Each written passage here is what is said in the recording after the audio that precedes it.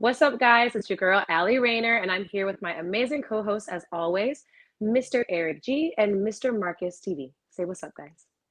Yeah, boy.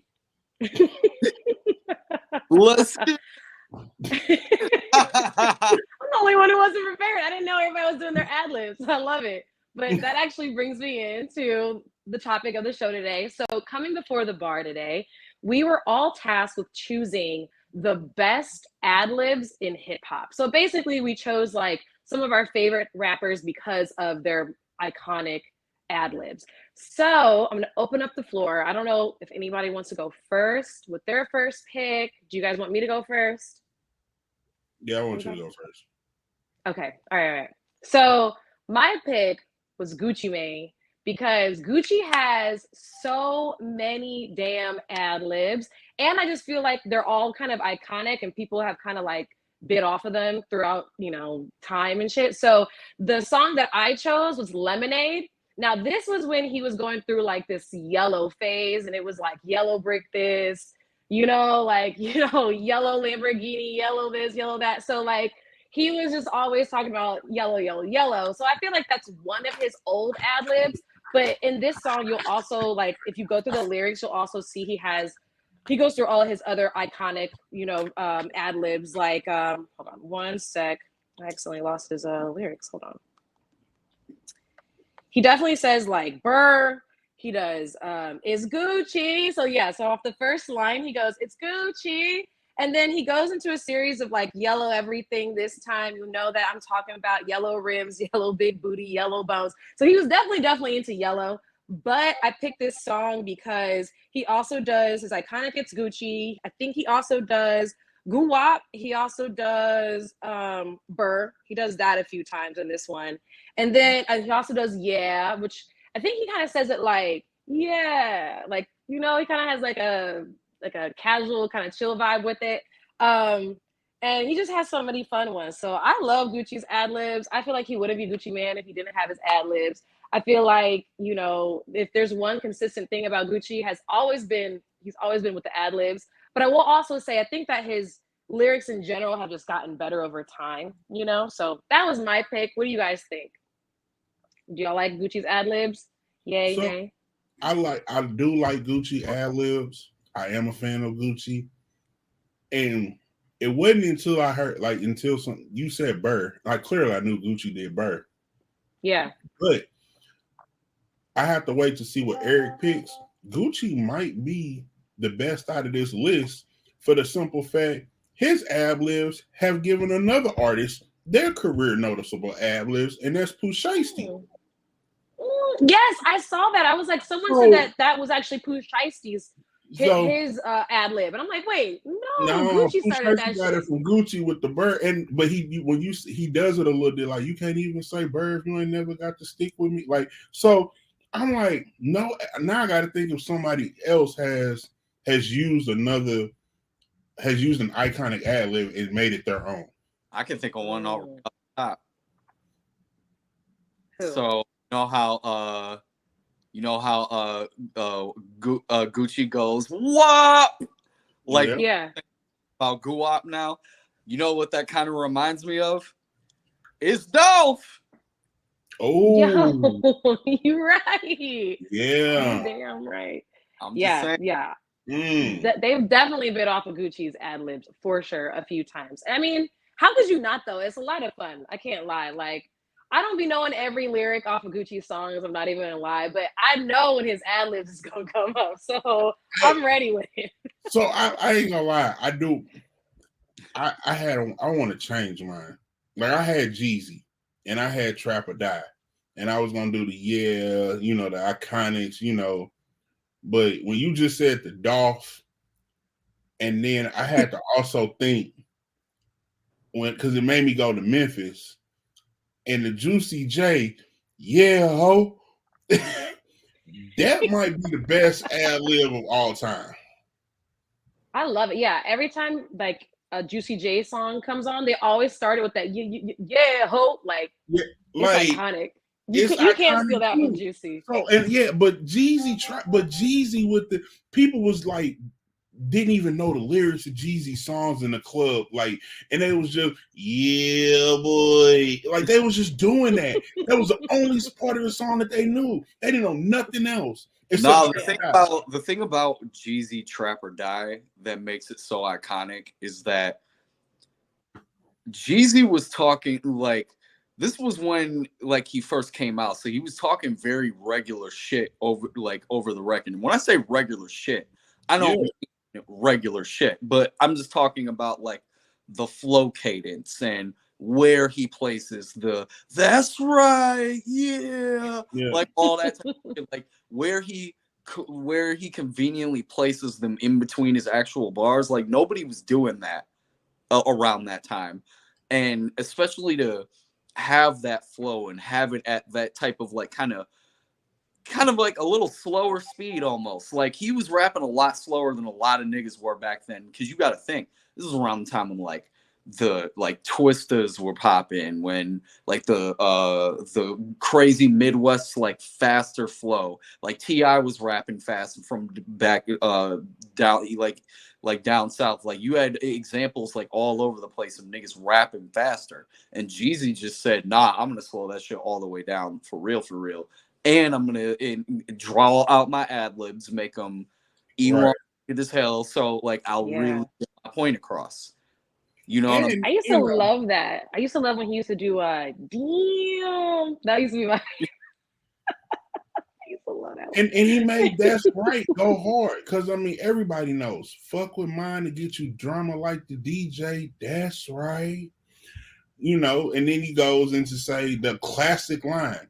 Now tell me I ain't real. This AR that I'm holding got a gangster grill. Like, I mean, it was just slowed down and everything hit. And if I'm not mistaken, it was a single, but this was on the Gangsta Grill's Drama. So Drama had his own drops in there too. He did.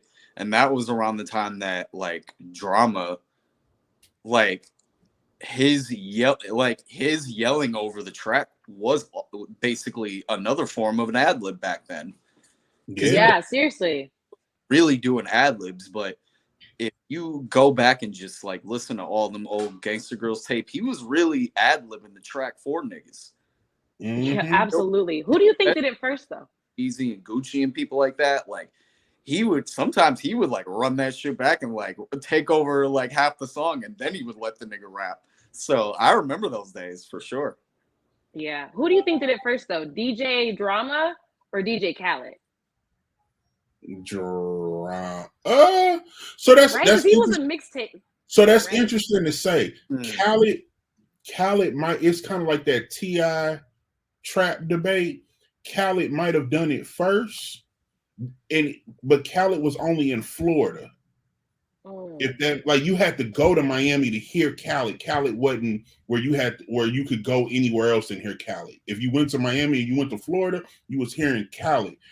Drama went to other cities, like Mixtape Spread, where Khaled didn't. But I can't say he did it. I don't know who did it first. If you get what I'm saying, like drama spread across the country, whereas Khaled might have done it first. But if you weren't in Florida, you didn't know about Khaled, because the records that Khaled was doing, and they're like, oh, he's been doing that. That's what he did in Florida. That's he's been doing that, breaking records like that. And actually, and I will say that Khaled is the definition of breaking a record. I will give him that, because if Khaled broke a record and he was at a club, that's all you heard 60 to 50 times that night.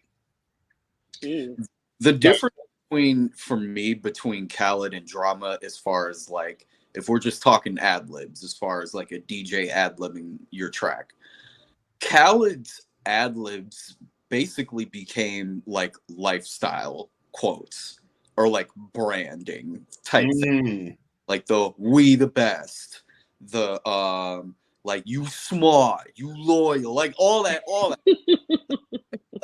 I'm serious. Like even all the shit that like came out now, like all of it is branding type shit. Whereas Drama's ad-libs are like, no, he's really like he might either be having a conversation with the artist on the track. Mm. He might be having a conversation with the listener, aka us, on the track. He might be having a conversation with himself, hyping himself up on the track. He might be talking to some of his homies in the background. Like, he could be talking to many different people, whereas Khaled's ad-libs are pretty by the book and pretty standard. Like, we know what ad-libs we're going to get with Khaled every time we hear a Khaled song. With Drama, we don't know what we're going to hear. He could kill one way. He could say some whole other shit. And the other thing about Drama is that, like, he has moods. Like, it's not like sometimes he talks calm on the ad-libs, sometimes he's yelling. Like, he almost he really plays the part like he's an artist. That's what, like, kind of separates them to me. Yeah. Hey, is Khaled good, or is Khaled just repetitive and loud? Because it's so. Honestly, I feel like DJ Drama's hella loud too. I can't even lie. I mean, I don't know if he's repetitive like DJ Khaled, but sometimes I used to be like, let me turn this shit off because Drama be doing the most. Drama is pretty. I'll give you Drama that. is loud, but when you talk to Drama, I still feel like Drama can have a conversation.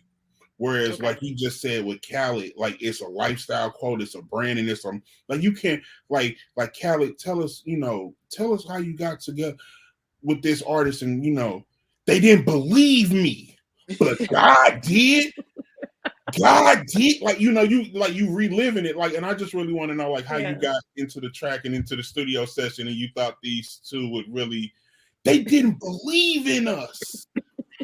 They didn't want us to win. Like, I'm like, I didn't necessarily want that right now in this moment. Right. He's a broken record for sure. But I don't get the broken record, like you said, from Drama.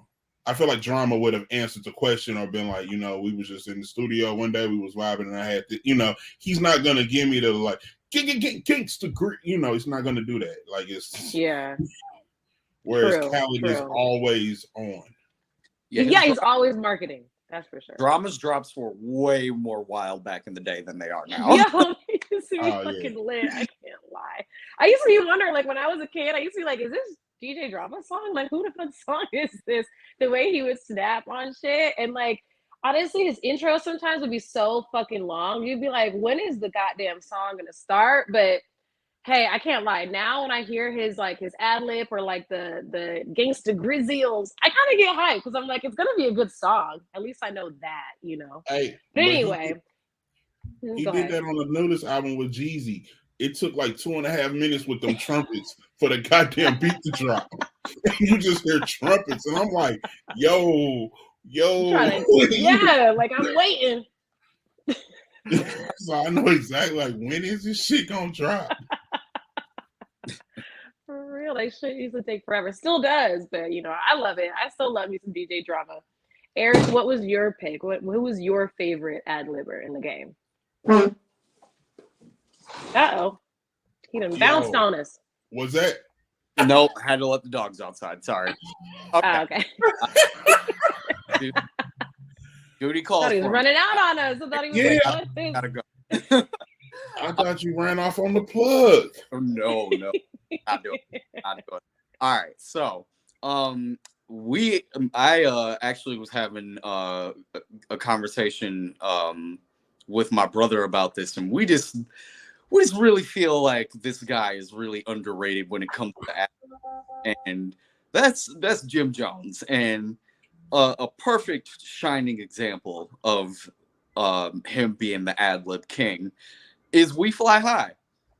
That whole song, that whole entire song is a perfect example of why everything Jim Jones like rapped on was pretty much an ad-lib every other sentence, every other bar.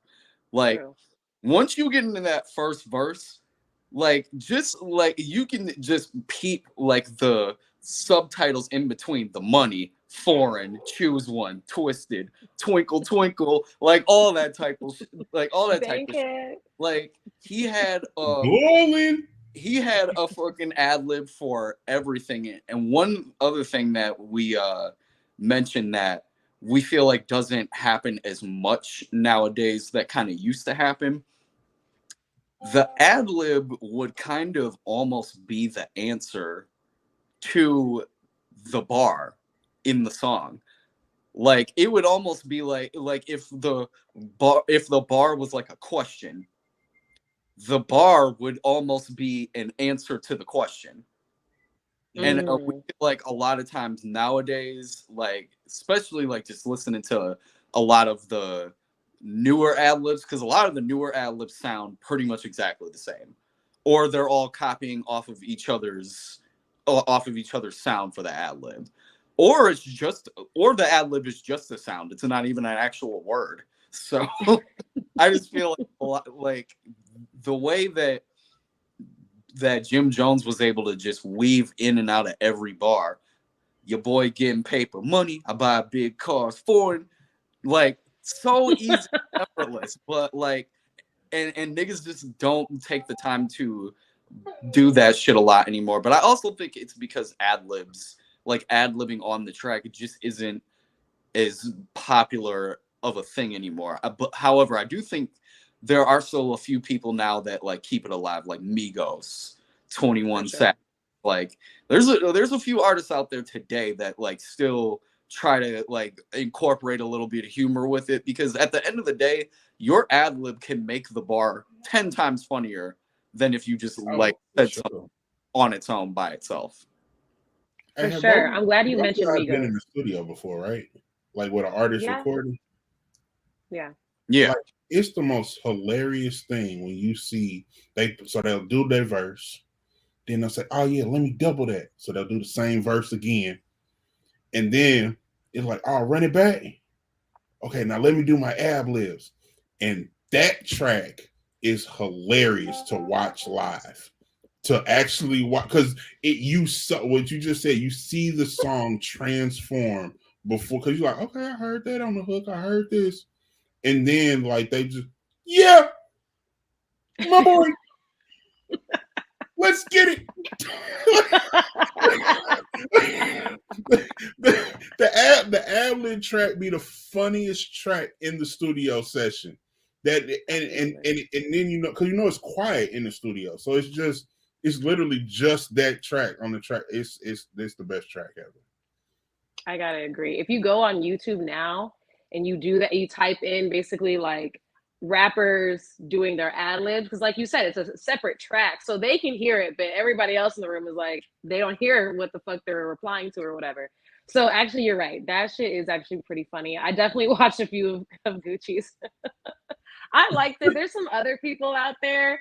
I think Playboy Cardi apparently has a few ad libs or something like that. And his video is funny. I haven't looked at it just yet, but I think you're right for sure. It's always like that weird, like, what are you doing? But a lot of times I think that it's missing in songs now. Like, I love the ad lib because, like I said earlier, if you don't know shit about the song or the lyrics or anything, you better know the fucking ad libs. Like, you know, you can at least join in there, you know, so it can turn anybody from household, you know, at home rapper, you know, just in the shower rapper, to like, you can actually be around your friends and not look like a complete lame, you know?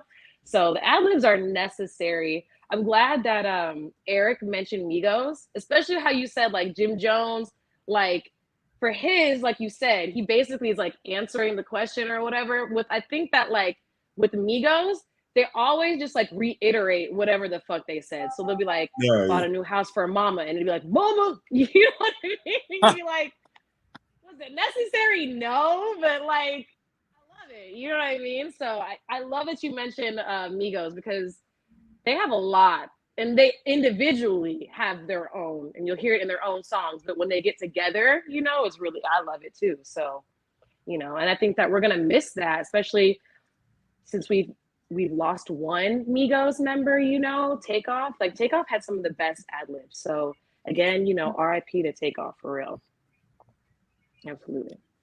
But anybody, do you guys have any other honorable mentions? I think I have a few. I think earlier, before we even started taping, Marcus was like, we might do a part 2, because there's so many good ones. Yeah, honorable mention definitely is for me, is Juicy J. I'm up already. Juicy J is good. Eric, what were you saying? You had a few lined up? Oh yeah. Like, the who's your other one? the Ad-Lib slap by Young Thug, because I didn't know. So this is if we were we're doing like a swear to tell the truth ad-lib segment right now. This will be the one ad-lib that I didn't know what it meant for the longest. Yeah. And What does it mean? oh my god, I just remember what it means. Slime love all the time. That's what it means. Oh. Yeah. I just thought he made his own sound, you know, like we were saying Man, earlier. Like sometimes they just make up their own words. No, I no niggas in Atlanta in his zone didn't even. Definitely had to look that up for sure. I was love like, that. What does slap mean? Like, because they never. Yeah. They, and he says it all the time. As a district attorney, she don't even know what it means. She gonna try and find a way to link it to the case, though. Best believe. Eric G, you will have full immunity if you can tell us what slap means. Just point to Jeffrey and tell us what it means. Hey, Eric ain't going for it. Hey, can we say the date of when the date is right now on the show? Can we say dates? We can say dates, right? Yeah, I guess so. Yeah, February 21st. Mark this day. YSL case, he's going home. He is not going to jail. The prosecution's case, I felt this way for a while, but I couldn't, it's just more of a gut feeling from like years of Law and Order and shit. But now after seeing what is happening now, he's going home. Now they might try him again, but he will not do time in this current case. Really? Okay. No. I mean, that's how you feel. Yeah. And you got that Law and Order degree. Yeah. Eric, what do you think? I've seen crazier things happen. So this is America. We'll see. Yeah. Yeah. Who knows? This is America. I've seen crazier things happen. I've seen crazier things happen, but never in the history of district attorneys have I seen people do what she's doing. I've seen people manipulate, stretch the law, bend the law, even quite frankly, break the law to get an outcome. Never have I seen what she's doing. Really? And like you giving her like people who you got on convicted murderers, like on tape with the gun residue on the hand, you can go home. Just tell us that he's the lead. Like that ain't happening. What? That ain't happening. Like crazy. that ain't never happened on no episode that Dick Wolf executive produced. True that. Dick stays to the word of the laws.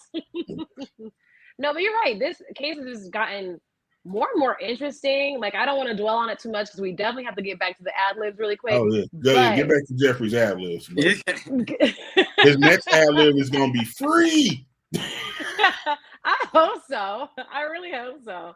But I will say, did you guys see the clip where I want to say they named him like YSL Woody or something? Is that what the nigga's name was? Yeah. Something like that, right? So did y'all see the clip where it opens up and the detective is like, none of your homies are in here. None of them can hear you. So you can say whatever you want. I'm looking like, what the fuck? And this nigga just starts singing. And I'm like, nigga, have you never seen 48 Hours? Like, have you never seen like any Law and Order? Nothing. Like, they always say that shit. And that nigga was just like, oh, okay. He's been a state informant for them for 11 years. Not 11. 11 years he was. So that's why he was just so open and was like, because it didn't seem like it took much. I was like, nigga ain't have a cigarette, McDonald's. He didn't have a Coca-Cola in front of nothing. I'm like, what the fuck? Not even that makes a lot more sense. Yeah, like damn, bro, didn't even hold out for a decent meal or nothing. Shit. But yeah, that's fucking crazy. I just had to get that off my chest because that clip was hilarious. I'm like, girl, you about to get this man killed. But anyway, really quick, back to our ad-libbers. I will also say another person who I think deserves an honorable mention is definitely DaBaby. I almost said Lil Baby, but actually DaBaby, because he always does that like, let's go. And then he also got another another one from him that's iconic. Do you guys remember any other ones from him? I always remember that one. The baby don't have time to do ad-libs because as soon as he hop on the beat, he just start bars. So he don't even have time to lay an ad-lib track in the studio. As soon as the beat goes, it's the baby. You know what I'm doing? They coming like he don't even have time. He don't have time for ad-libs. So I didn't even know the baby had ad-libs. You talking about the baby ad-lib? I never heard of the baby ad-lib. No, you never noticed. All I know is that when the track starts at 1 second, he had these 8 bars in on that first big single. Whatever the name of that first big single was, I can't even think of the name right now, but y'all know the one. I think so. But yeah, he had decent ad libs on that one on Suge. Yeah. Suge. He had decent ad libs on Suge, but I have to co-sign what Marcus is saying. Other than that, he was okay, but if we're comparing him to like somebody like Offset or somebody like that, like. No, he doesn't come close. But I will say, I feel like I always notice it in the song. I don't know. Maybe it's just me. You know, I gotta think of his other ad libs. I think there's another one that he does, but I always remember the "Let's Go" one because I'm like, damn, we're like on, you know, album number 2 or 3 or something, and I'm like, this is the one he's gonna stick with. You know, he's always gonna do this one. So that's why it's memorable to me. But you're right. I don't think he comes close to Gucci. He doesn't come close to Offset or any of the Migos for that matter. We have said Jeezy. I would say, I think there's one other person that I wanted to mention. I'm trying to think of their name right now off the top of the dome. Dang, there was somebody else. I would say Travis Scott. Travis Scott does a lot of like, oh my God. And he does, when he was on this song with Gucci, the reason I'm thinking of it is because he was on a song with Gucci. And he just kept doing that one, like the "oh my God" in the background. And I was like, okay, like Travis has actually a few of them.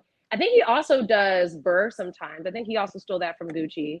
But yeah, Travis, I guess there's lit for himself. Lit is Travis's ad lib. Yeah, it's lit. Like that one.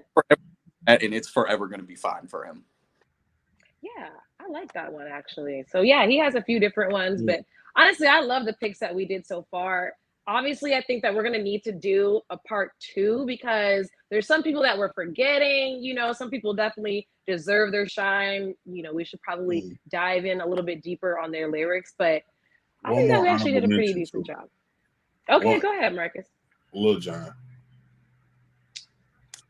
Yeah. Which ones are you thinking of? Which one?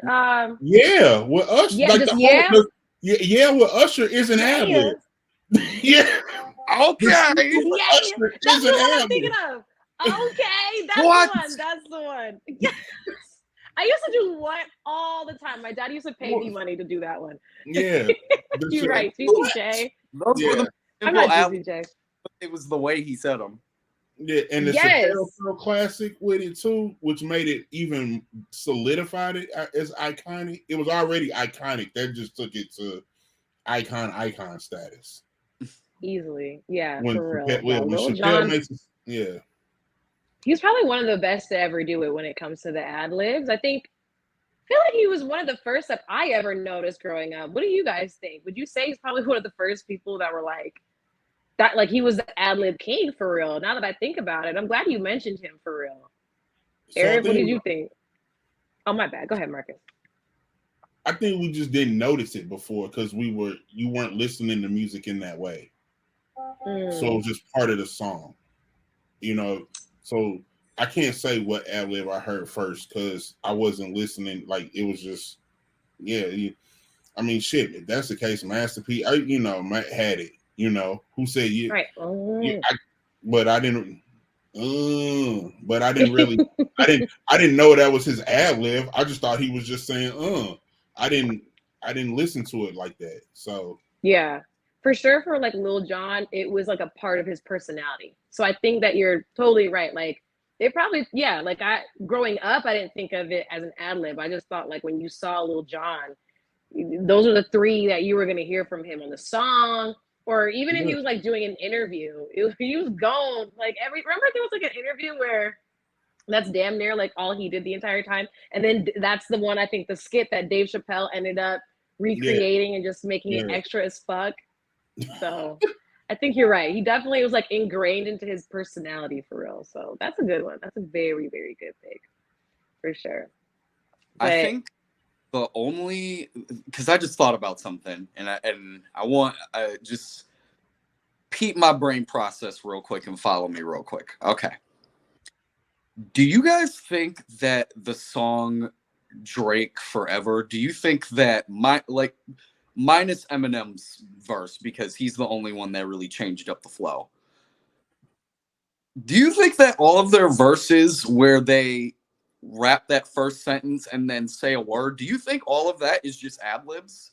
An ad-lib, like a new, like, do you think that they were the ones on the cusp of coming up with this new flow of like saying something and then just saying one word to answer the rest of the entire verse?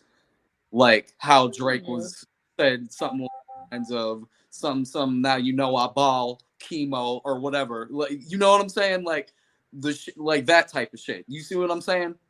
yeah. Like, do you feel Last name ever, first name greatest kind of a thing? yeah, Like, last first name greatest, like a sprained ankle, boy. I ain't nothing to play with. And then faded whatever. off the brown, Nino. Yeah, She insists she got more class. We know. You mean like that?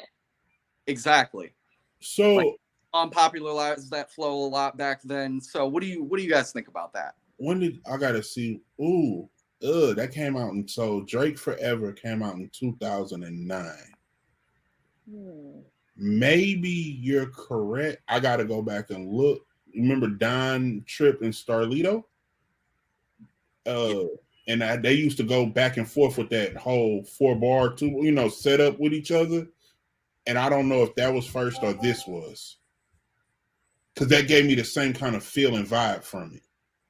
And that's what like it was one person on the track, but now I can emulate like I'm two if I rap in this style and cadence. I see what you're saying. Like, so I don't know if I don't know. Let me see when this came out first. But yeah, I get what you're saying.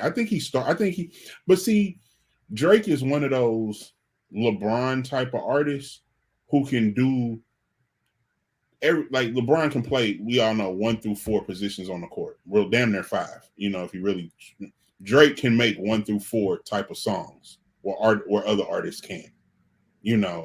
So I think that's a talent also to Drake as well. That he can make multiple types of music, whereas most artists don't step outside of their box. Drake's box is literally so big, what doesn't fall in it? Yeah. Because I don't, even today, right now, if you honestly had to pick, the song goes number 1 either way. It's gonna turn platinum either way. It's gonna be mainstream either way. Do you take a Drake verse or do you take a Jay-Z verse? With all of those stipulations right now. So that's my point. You don't even know. It's not it. It's because that's like two. They're the top dogs of both. Yeah. That's too hard to. That's always too hard to pick, because you can pick both of them for different reasons. And right. But with Drake, you don't know what type of song it could be. But with a Jay-Z, like, he flipped it or he did, it's always a different version of Jay-Z. On different songs. Even hell, the Grammy performance was top tier because it was 8.5 minutes long. He had an 8-minute verse. 8 minutes at the Grammys. You had to close out the show. Who's gonna go behind you? That's why they did that shit outside. They was like, oh yeah, y'all come on, shut this shit. We turn off the lights in the auditorium and everything. Y'all come on. Yeah, they got everybody out the hall. We got 10 minutes to get y'all out. Yeah, Jay-Z still rapping. Go on outside behind the gate and you can hear him. Khaled talking this way. Wow. So yeah, that's the ad-libs right there. Right. Wait, does Drake have ad-libs? Not that I can think of. Shit, Drake doesn't have an ad-lib. I'm Nah, surprised he doesn't. Drake never really has any signature ad-libs. He just comes up with new ad-libs at different times. Yeah, he didn't. Yeah. And he definitely, I think I've noticed that he definitely will use like whoever the artist is at the time that he's like on the track with or whatever, he'll kind of like use their ad libs if you've noticed. Like the ones like with him and 21 Savage, like I feel like he just, you know, kind of set up 21 kind of a thing. And then he kind of just like rode off of that wave or like that style rather than like make up his own new ad libs to the song, if that makes sense. Like even when he starts singing like the Slaughter Gang shit or whatever, I'm like, you're not, that's 21's thing, you know, but it makes sense because I feel like he tries to be like this chameleon, if that makes, you know. During research, Eric pointed out in the 21 has probably the most hilarious. Eric, when Eric said it, I was like, 21 don't have no hilarious ad-libs. Then I saw, and oh yes, he does. Oh, he does. Shout out to Eric for that. I just want to know what made 21 go in the booth and was just like, you know what? Pussy is my new ad lib. And but when he's saying it like pussy, like running this into the dirt. I'm running it into the dirt. It is my new ad lib, and we are going with this. Cause no one else is gonna touch it. Ever since Savage Mode 2 came out, he does not let up on that shit, dog. At all. I mean, what else is it? He always does the 21. Always. Yeah, that ad lib has always kind of made me laugh just because of the way he says it, and like places it certain times on songs. Because like sometimes it'll just be talking about some random other shit, and they'll just be like 21, and I'm like, he has to lace it like with him and a lot of other artists. They just like be drizzling it throughout the song. And you're like, I don't even know if that fucking connects, but sure, like it's your fucking ad lib. So yeah, you're right. What? There's also, is there one more from him, or are those the best ones that he has? I think that's it, right? On God.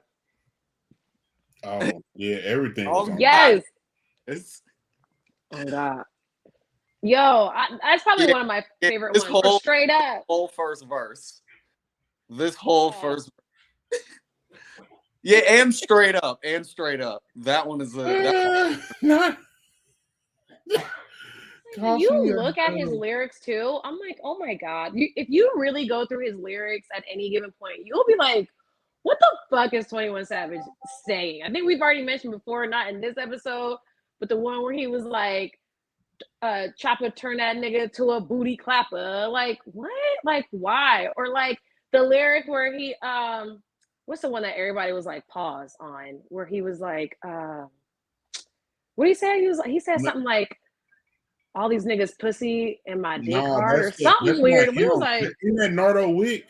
That's like my Draco gay because it blow niggas. That was Nardo Wick. That wasn't 21. Yeah, I think no, but 21 got some weird ones though. Like that was real. When Nardo Wick said that, but yeah. No, there's one from 21. I promise you. Hold on.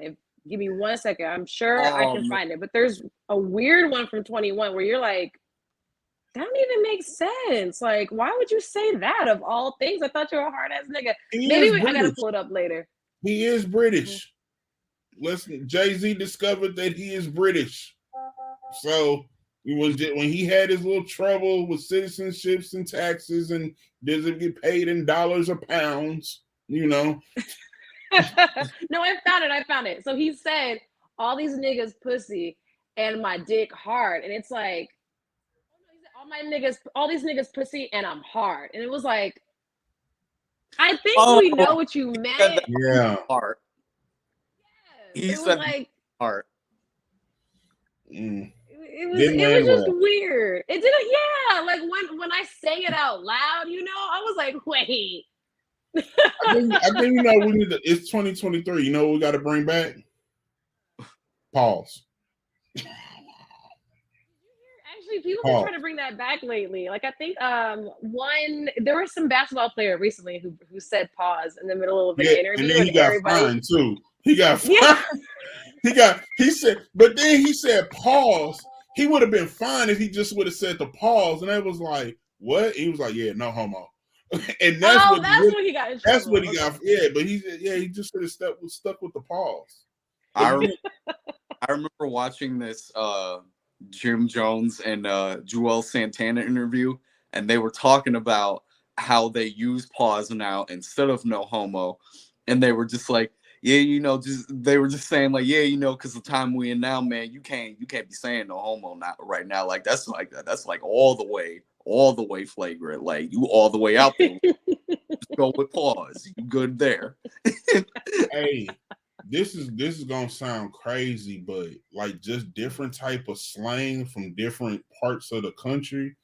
I remember Jim Jones and all of them and Dip, they had it was like a BET boxing competition or something, or MMA sports or something. And they had like, I think it was, they had like different teams in hip hop. Like it might have even kind of been like a base off like a Fight Night Vendetta, like Def Jam, the fight, but they were real MMA stars. This is like back like in the early 2000s. And Jewels walked into the gym and he was just like the dude sparring. Like, I mean, this nigga looked like Creed. He doing all the sound effects and everything. Then Jewels was like, I see you, daddy. Yeah, daddy, you getting them. And I'm like, and he was like, yeah, hit him with that hook, daddy. And you were like, and nothing about Jules is he like giving that energy. It's the fact that he's calling this man sweaty in the gym, throwing these power punches, daddy. He like, yeah, oh man. He's like, yeah, daddy, get him, stick him, daddy. You moving out there.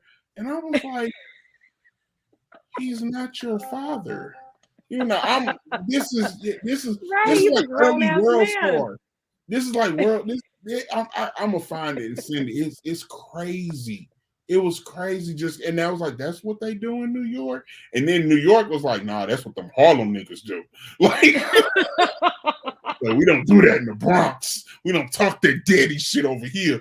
Like that's what them Harlem niggas do.